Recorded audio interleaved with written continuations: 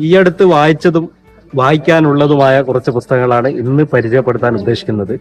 അതിൽ ആദ്യത്തെ പുസ്തകം സന്തോഷ് കുമാർ എഴുതിയ അന്ധകാരൻ അഴി എന്ന് പറയുന്ന നോവലാണ്. 2012 കേരള സാഹിത്യ അക്കാദമി അവാർഡ് വാങ്ങിയ ഒരു പുസ്തകമാണിത്.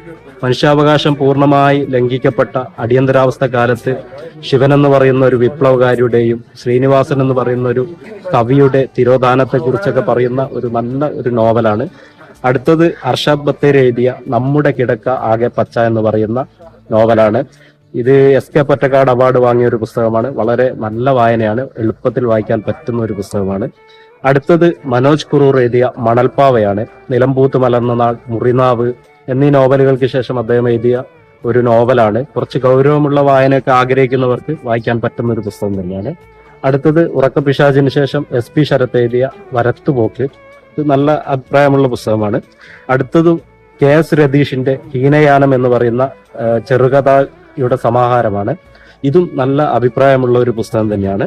അടുത്തത് കസേര, EP രാജഗോപാലൻ സാർ എഴുതിയ കസേര, സംസ്കാരത്തിലെ ഇരട്ടത്താപ്പ് എന്ന് പറയുന്ന ലേഖനമാണ്. അടുത്തത് അഷ്റഫ് ഖാനാമ്പുള്ളി എഴുതിയ അസ്തമയ ശോഭ കൊണ്ട ഒരു വാസ്തുശില്പം എന്ന് പറയുന്ന ഒരു നോവലാണ്.